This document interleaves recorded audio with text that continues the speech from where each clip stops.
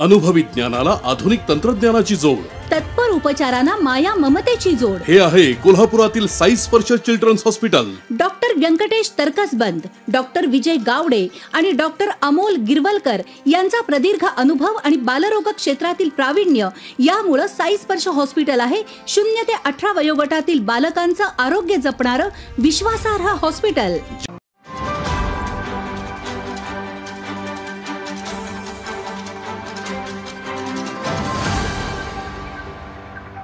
आज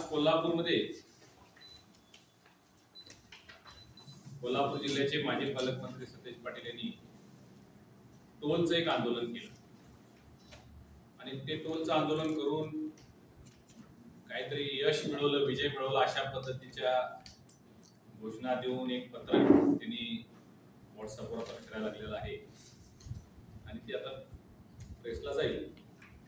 ही नेहमीच त्यांची पद्धत आहे एक नरेटिव्ह सेट करायचा.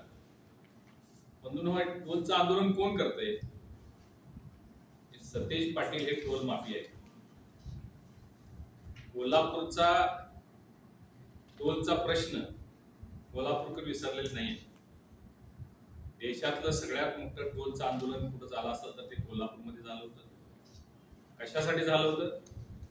कोल्हापूरमध्ये जो रस्ते प्रकल्प झाला होता त्याच्यावर टोल लावण्यावरून संपूर्ण कोल्हापूर जिल्हा एकवटलेला होता. अनेक दिवस आंदोलन, उपोषण, अनेक वेळा अनेक लोक जेलमध्ये गेली होती. स्वतः स्वर्गीय एन.डी. पाटील साहेब हे या टोलच्या आंदोलनाचं नेतृत्व करताना आपण सगळ्यांनी पाहिलं आणि एवढ्या गायमागायमीमध्ये त्यावेळेचे हे मंत्री होते. मंत्री, आमदार, खासदार यांना टोलची माफी असते, त्यांना राज्यभरामध्ये कुठेही टोल द्यावा लागत नाही.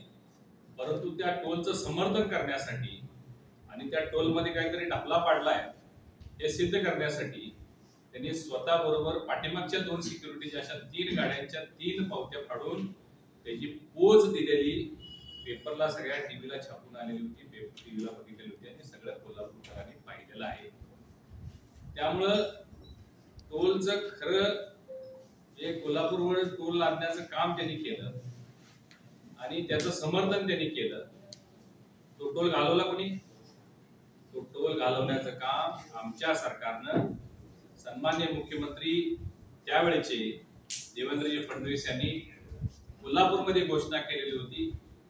ती टोलचं आंदोलन आम्ही सत्ता आल्यानंतर आम्ही ते सगळे पैसे भरू आणि त्या पद्धतीनं त्यांनी दिलेला शब्द पाळला आणि त्या कॉन्ट्रॅक्टरला, त्या बिल्डरला 450 कोटी रुपये अदा केले आणि तो टोल कोल्हापूरच्या मानगुटीवर बसलेला होता. तो घालवण्याचं काम भारतीय जनता पार्टीच्या माहितीच्या सरकारनं त्यावेळी केलं आहे.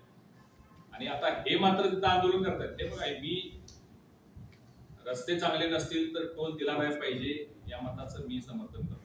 त्या बाबतीत काही दुमत असेल कारण, परंतु पाऊस चालू आहे, कामं चालू आहेत, रस्त्याचं काम सुरू आहे आणि असं असताना फक्त राजकीय भांडवल करण्यासाठी, निवडणुका आता विधानसभेच्या जवळ आलेले आहेत, त्याचं भांडवल करण्यासाठी त्यांनी हे आंदोलनाचा शो केलेला आहे, इव्हेंट केलेला आहे आणि यामध्ये यश मिळालं असं ते आता मी मगाशी बाईट ऐकली त्याची. खरं तर ते पत्र मी वाचलं, त्यामध्ये असं लिहिलं की 25% आम्ही माफी देत आहोत त्या रस्त्याला. हे 25% माफीचं राजपत्र माझ्याकडे आहे. म्हणजे हा कायदा आहे, हा काही त्यांचं त्या टोलच्या आंदोलनाचं यश नाही आहे. हे भारत राजपत्र हे 2013चं अमेंडमेंट केंद्र सरकारचं आहे, हिंदी इंग्लिश दोन्हीमध्ये आहे आणि यामध्ये लिहिलेलं आहे the rate of the fee for a section of 4 lane highway shall on and from the commencement of the work related to upgradation of 6 lane be 75%. म्हणजे 6 लेनचं जर काम चालू असेल तर 75% टोल घ्यावा असा GR आहे.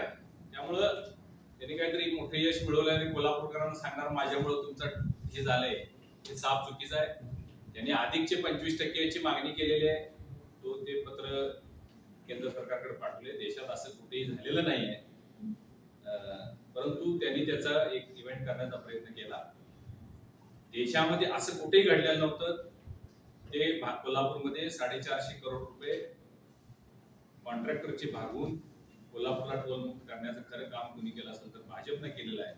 या टोल माफियांना टोलचं आंदोलन करण्याचा कोणताही अधिकार नाही असं माझं मत आहे. नमस्कार, मी प्रथमेश परब. माझा महाराष्ट्र कोल्हापूर या चॅनलला लाईक करा, शेअर करा आणि सबस्क्राईब करा.